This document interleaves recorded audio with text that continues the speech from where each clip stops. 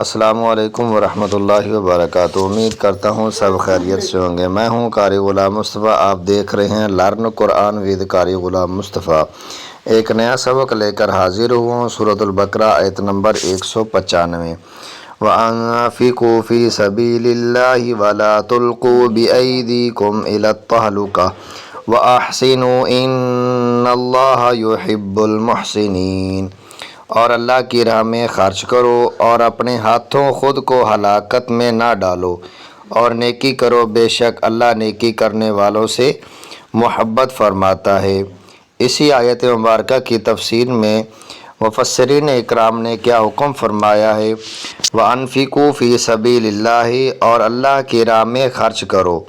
راہ خدا میں خرچ کرنے کا اصل حکم تو مال کے حوالے سے ہے، لیکن علامہ ساوی رحمۃ اللہ تعالی علیہ نے اس کے معنی کی مزید وسعت کو بیان کیا ہے۔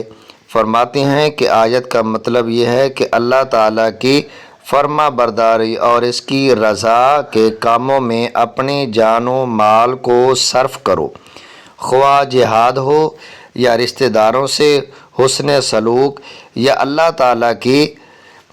تعالیٰ کی کمزور اور غریب بندوں کی مدد کی صورت میں ہو۔ اسی آیت مبارکہ میں آگے ارشاد کیا فرماتی ہیں؟ وَلَا تُلْقُوا بِأَيْدِيكُمْ إِلَى التَّهْلُكَةِ وَأَحْسِنُوا، اور اپنے ہاتھوں خود کو ہلاکت میں ڈالو۔ خود کو ہلاکت میں ڈالنے کی بہت سی صورتیں ہیں۔ نمبر 1، صحیح بخاری میں ہے کہ یہ آیت خرچ کرنے سے متعلق نازل ہوئی ہے، اور خرچ کہاں پر کرنا ہے؟ یعنی راہ خدا میں خرچ کرنا بند کر کے یا کم کر کے اپنے آپ کو ہلاکت میں نہ ڈالو۔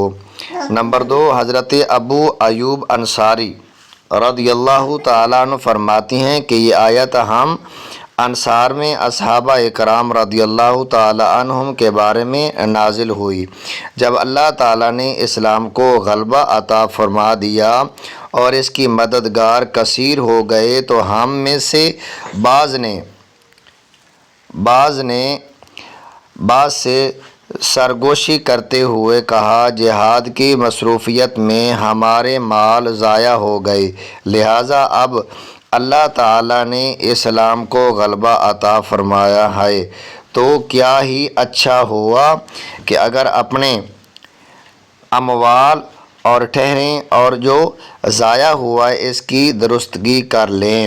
اس پر اللہ تعالیٰ نے یہ آیت نازل فرمائی اور ہم نے کہا اس کا رد فرمایا کہ ہلاکت تو جہاد چھوڑ کر اپنے اموال کی درستی میں لگ جانا۔ اللہ تبارک و تعالی عمل کی توفیق عطا فرمائے۔ آمین۔ وآخر دعوانا ان الحمد للہ رب العالمین۔